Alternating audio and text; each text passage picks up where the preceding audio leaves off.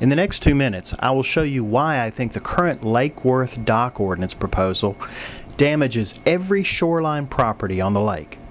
I will also give you an opportunity to take action to protect your property and to protect your home. The first issue with the proposed dock ordinance is the fines. City staff proposes to include a special provision to charge lake residents $2,000 per day for violating the ordinance. I don't know about you, but this seems amazingly harsh to me. The next problem with the proposal has to do with size and setback. Size meaning the size of the dock, and setback meaning how far from the edge of your property that you can build. Without question, the size and setback provisions have more effect on your enjoyment and your property value than any other provision. Given the wide variety of lot configurations on Lake Worth, the size and setback issues are extremely difficult to resolve. In fact, size and setback issues are so difficult that a dock steering committee was formed 2 years ago to resolve the issue. The committee was led by city staff and was made up of lake residents and real estate professionals. The committee spent 6 months in tedious discussions. Most of the committee's time was spent discussing size and setback. At the end of the 6 months, the committee agreed on recommendations that met with the wishes of the majority. Unfortunately, the city staff leading the committee then usurped the community process and inserted his own arbitrary wishes. I won't bore you with the details, but after 2 years of haranguing with city employees, the ordinance proposal still does not reflect the community effort. Click on the link below to see a comparison between the community's version and staff's current version. As you can see, there are significant differences. Most of the differences can be traced to the fact that staff has simply used the Eagle Mountain rules, which date from the 1950s. The problem with this approach is that over the last 60 years, the American lifestyle has changed considerably. In 1950, the average sized American home was 1,200 square feet with 3 bedroom, 1.5 baths, and 1-car garage. Today, American homes are almost double that, with spacious living areas, outdoor decks, and garages for cars and work areas. If we look closely, we can see that a dock ordinance from the 1950s is completely out of sync and unsuitable for today's 21st century living. In the 1950s, most lake families had one smallish boat. As a result, docks from that era tend to be small and utilitarian, with a short boat slip and a thin walkway. Today, families have a much larger array of recreational water equipment.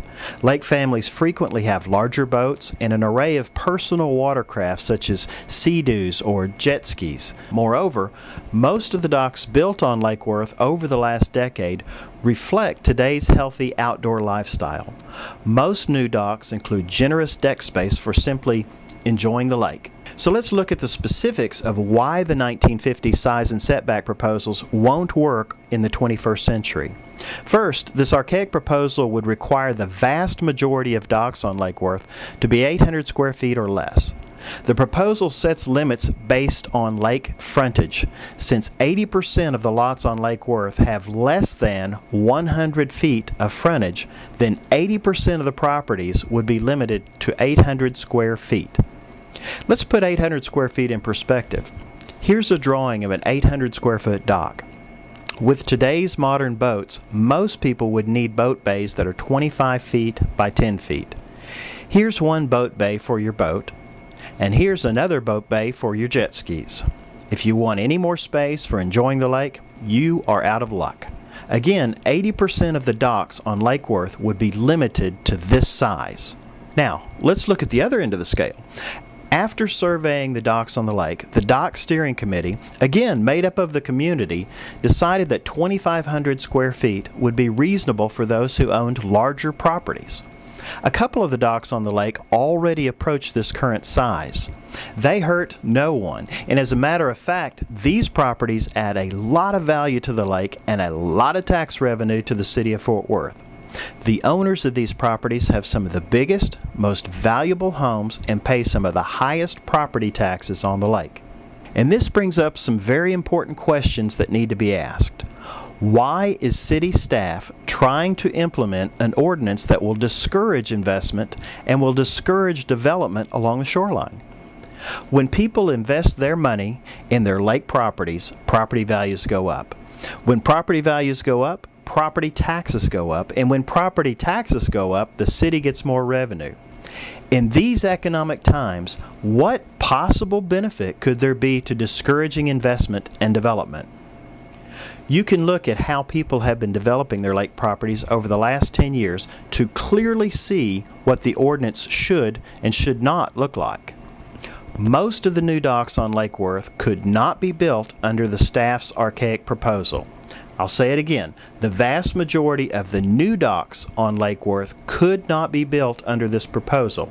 Why? Well, as nice as the 1950s were, people don't want to live in the 1950s. People want to live in the 21st century. We need a 21st century ordinance that nurtures and enhances the 21st century lifestyle. We all understand that we need sensible guidelines to live in a community, but this proposal goes way beyond reasonable and way beyond sensible. In fact, the proposal is simply irrational. The proposal discourages new investment, it damages property values, and it undermines the city's effort to increase tax revenues. This proposal also unabashedly rejects the wisdom and the hard work of the community. I don't know about you, but I'm sick of people making up rules just because they can, and I'm sick of people asking for community input when they have absolutely no intention of listening to the good and smart people of the community. So, what are we going to do about this? The first thing we need to do is make our voices heard. Let's make it clear. Below you'll find a survey. Fill it out and I will submit your comments to the city staff and to the zoning board. Go through the form, answer each question, then click submit. If you agree with all the provisions that were hammered out by the community, just choose the first answer to each question. I cannot overemphasize how important your one survey is. I only know of 5 people on the lake who support the archaic proposal put forth by city staff, yet those 5 people have been able to completely derail the community collaboration. You need to push back by investing the next 60 seconds of your life into protecting your property and protecting your home. Fill out the survey right now and click submit. We're in this together. This is Michael Dallas.